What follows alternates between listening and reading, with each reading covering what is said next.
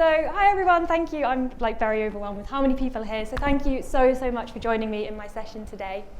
So, I'm going to be talking to you about productivity hacks, and I'm going to do something a little bit unusual for a Salesforce event, and I'm not going to speak about anything specifically related to productivity hacks within Salesforce, but I do have tons of insights from Salesforce professionals across the ecosystem on how they're productive. So I've got insights from consultants, end users, ISVs across a whole range of job roles. So what my aim is for you to start your day on Monday feeling super ready, fresh, productive, and ready to get some hacks into practice. So just before we dive in, just a little bit of an introduction into who I am. So I'm Beth, and I've been in the Salesforce ecosystem for 9 years now. So I actually started my journey as a technical marketing assistant at a ISV called ProvenWorks. And I was actually really fortunate to have started during my first year of university. So all throughout uni, I had the pleasure of being in the Salesforce ecosystem. Fast forward to when I graduated, I then went into the world of operations and am the operations director at an ISV, British ISV, ProvenWorks. So we've got products such as address tools, simple import, and phone tools, just in case you're not familiar. And I've been super lucky over the years to have gone to a number of really cool Salesforce events. So this one was actually Dreamforce last year, and this was me at my first ever Salesforce World Tour back in 2014. So hopefully I look a little bit different, but some people say exactly the same. I'm also the co-leader of Manchester User Group, and I'm pretty sure, so these are the other co-leaders, I'm pretty sure you're all in the room. If you are ever near Manchester or in Manchester and want to come to our user groups, you are more than welcome, so just shout any of us if you want more information about our next event. And it's almost the weekend, so outside of work, I am a huge fan of adventures, traveling. I love hiking, running, and if I'm not at home, which is my home base is in Lancashire, I'll be traveling around in my camper van with my dog Bruce and my husband, but everyone cares about Bruce a bit more than him. So what I'm going to take you through today are 5 productivity hacks, and as I said at the start, this is from data gathered from a range of experts, legends, just really kind people that were willing to share how they're productive. And in terms of where this has come from, just so you can see the split, it is pretty even, and probably some more shouting coming soon, but the green here is the awesome guys at Salesforce Ben, in case you're wondering sort of where that comes from. And in terms of years of experience, so I tried to get a range of people in terms of the number of years they've been in the Salesforce ecosystem, but we have got quite a few experienced people willing to share their knowledge. So just before I get into my 5 hacks, I just want to sort of explain to you why I've chosen to talk about productivity. Now, back in January, this is my list of New Year's resolutions. And this is my first ever time speaking at a large Salesforce event. So to sort of tackle my second one of pushing myself out of my comfort zone, I thought, let's do it. Let's apply, let's see what happens. And it was, when I was brainstorming for ideas, I kept coming back to productivity. And I've been super lucky to have met a ton of really great, friendly Salesforce professionals over the last few years, and I thought, I'm pretty sure they'd be willing to share some of their hacks with me to be able to share them with you as well. And I've worked in operations for a number of years now, and you don't really have a choice but to be productive. It's often the case of juggling lots of hats, lots of things going on, and it's just something I'm super passionate about. And I often get comments from people saying, how do you get so much done? You still have a life outside of work, how do you do it? And I thought, well, hey, let's share some of my favorite productivity hacks along with other people's. So let's get stuck into my first hack. So this is all about preparation. So this is looking at what does your month look like, what does your week look like, and then how can you achieve your goals broken down on a daily basis. So for me, preparation is having a list of sort of my goals and then breaking that down on those sort of different cadences on how I can achieve them within that time. So I'll often have a to-do list and I'm prepared going into each day knowing roughly what I'm going to be doing that day. And I really love, I get my sort of dopamine hit by ticking things off of my to-do list, and that sort of motivates me to be productive throughout the day. So each slide will follow some insights from other people in the Salesforce ecosystem. So first up, we have Lauren, who's the content and marketing coordinator at Salesforce Ben. And I know some people, you might not be able to see the screen, so I will sort of be giving you the information. And what Lauren likes to do is she likes to break her tasks up. So it's all fair having a to-do list, but if you've got one project that has one sort of bullet point, actually that's going to feel really overwhelming. So break those tasks up, make sure you're aware of exactly what you need to get done to be able to achieve that. And something that I really love that she does is she'll add things to her list that weren't on there to start with. Now, it would be great in an ideal world, you'd have your list and you'd go through that list and get everything done, but we don't live in an ideal world and your day needs to be a bit more fluid, things will change, meetings will pop up, and you might not get everything done, but actually you might have gotten different things done. So I think it's really great to then reflect and put things on your list so that you do feel productive and you do feel motivated. Paul, who's a consultant at Coacto, he likes to plan his day the day before. So really good, I think, to give yourself a perspective on, okay, well, what can I achieve tomorrow? I think often if you've started the day, you're in your inbox and you're thinking, how am I going to achieve everything today? You can kind of have tunnel vision and not see the bigger picture. So definitely taking that step back and knowing what you're going to do. It can really help as well with when you're finishing work, it can actually help you to separate your sort of work and home life because you've already set yourself up for tomorrow. And Alyssa, who's the business systems analyst at Amarok, she'll make detailed notes of each project.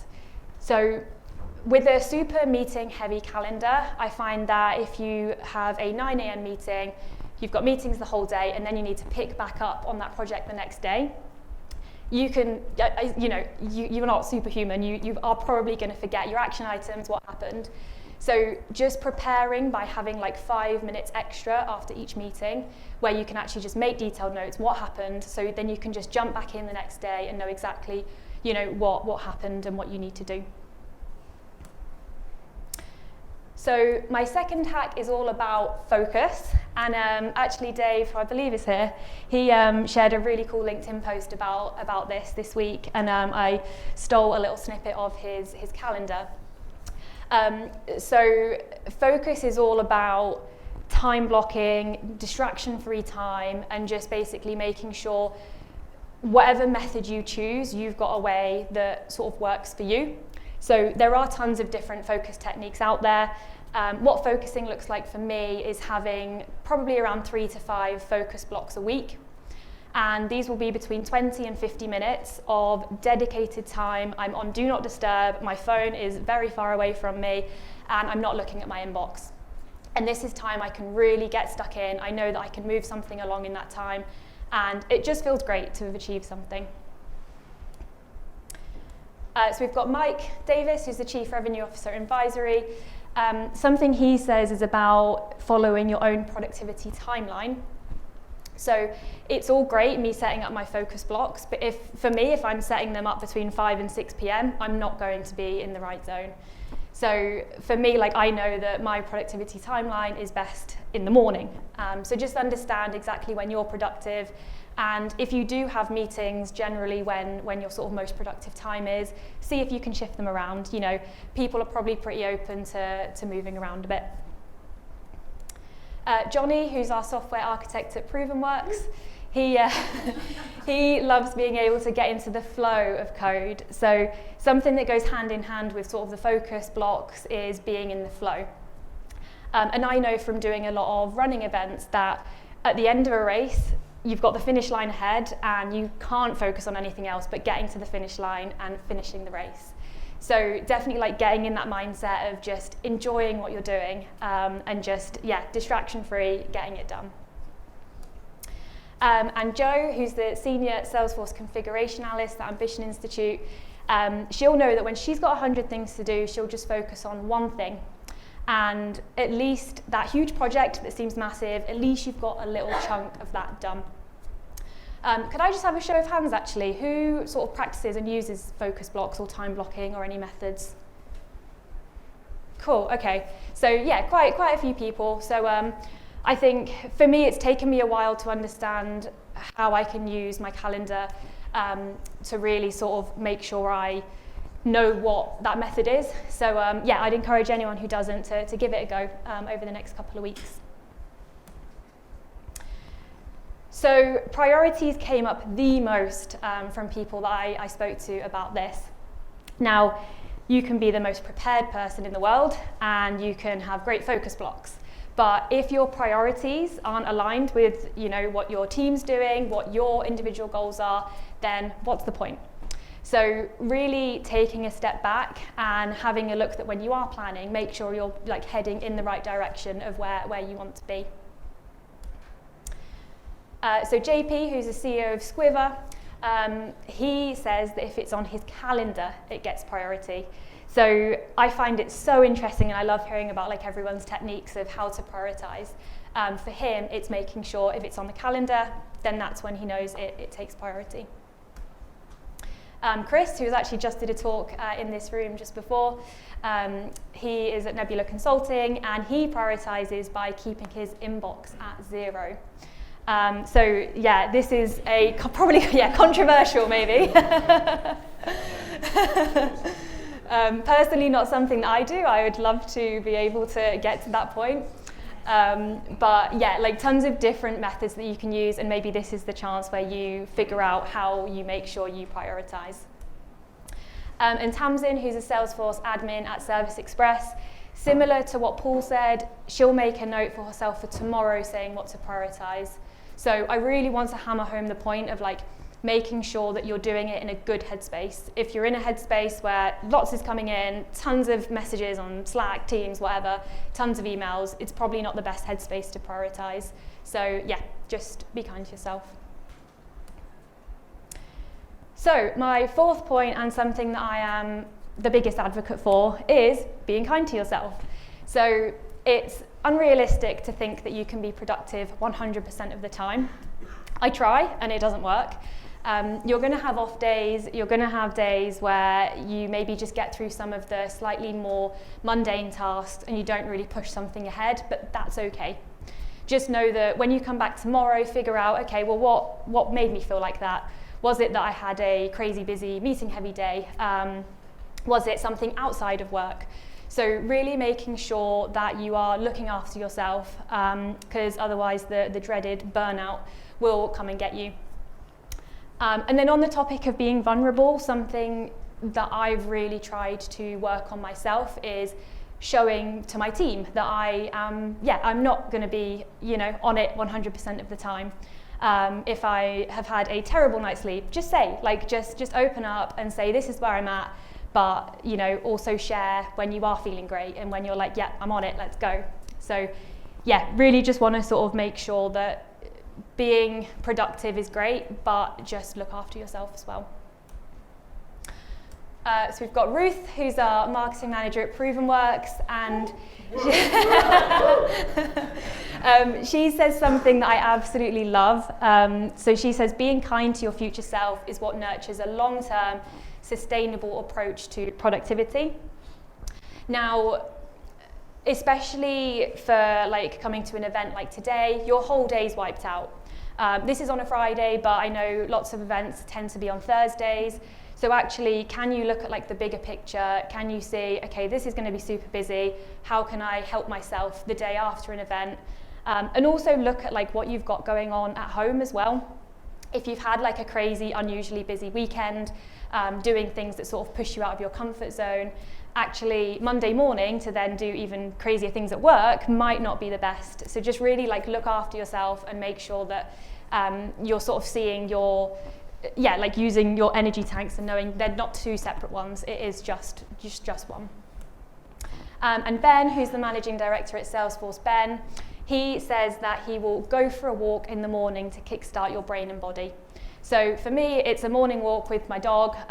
That's when I sort of, have the most energy, and I know that I can come to work feeling 100% on it. Compared to days where I maybe don't do that, I do really see a difference there. So just know what works for you. Is it video games? Is it going for a walk? Is it going for a run? Like whatever it is, just make sure that you know how you can then feel re-energized. And on to my fifth point. So I don't know, some of you might have seen I like to post coffee posts on a Wednesday, but just take a look at your workspace. So do you work from home? Are you sort of getting to your office like, oh, work again? If that's the case, can you mix it up? Can you go to a coffee shop one day? Can you go to a co-working space? Figure out what exactly you can do to, just to mix it up a bit and get in that different headspace. And I've said here, like most of my light bulb moments happen when I'm walking my dog. It was actually when I was walking my dog, I got the idea to speak about this. So just realize you don't have to be at your desk to be productive. You can have great ideas sort of out of the office as well. So just to summarize what we've been through here, we've spoken about preparation. What have you got to focus on and how can you break that down? We've got a space to focus. We've got time to set aside. We need to then figure out, okay, how do our priorities align with this? Then definitely be kind to yourself and know that it's not achievable to be productive 100% of the time. And take a look at your workspace. Can you mix it up? Can you go somewhere else? Can you find someone from another company to go grab coffee with? And I wasn't able to include everybody's insights, so these are just a few more insights, and there's a lot more. But I do have a blog. So if you would like to have more insights, and I know like today there's a hell of a lot of information to take in. I don't expect you to remember everything. So if you want to get to your desk Monday morning, have a look through the blog and just see, what could you do to be a bit more productive, then please feel free to give that a scan.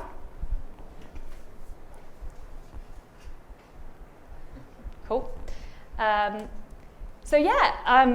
just want to say firstly, thank you. I'm still overwhelmed at how many people have turned up to this session. I would have been happy with 10, but thank you.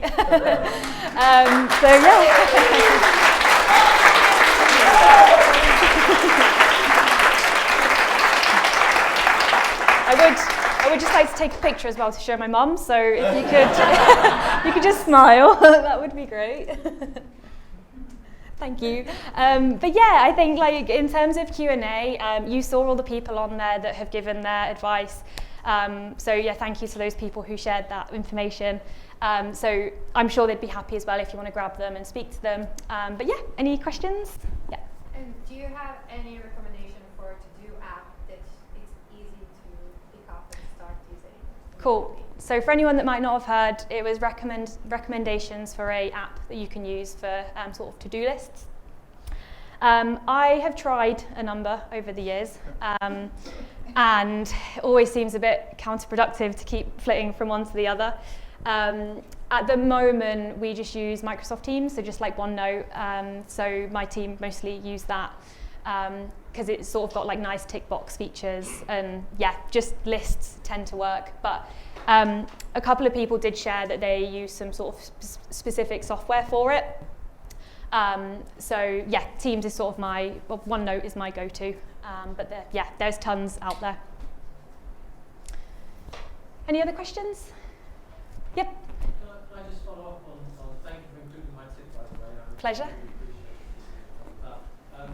Just something that I've been reflecting on since you asked those questions, I know a couple of my team responded to, was focus on what you've done rather than what you've not achieved. And I know it's very easy to look at the end of the day at those to-do lists in an app or spreadsheet, however you manage it.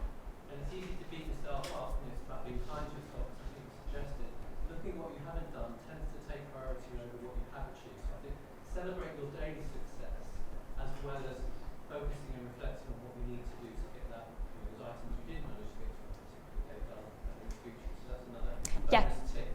Yeah, absolutely. That's been like such a game changer, because you can feel so like rubbish because you're like, great, I didn't get this done today, but actually what did you get done?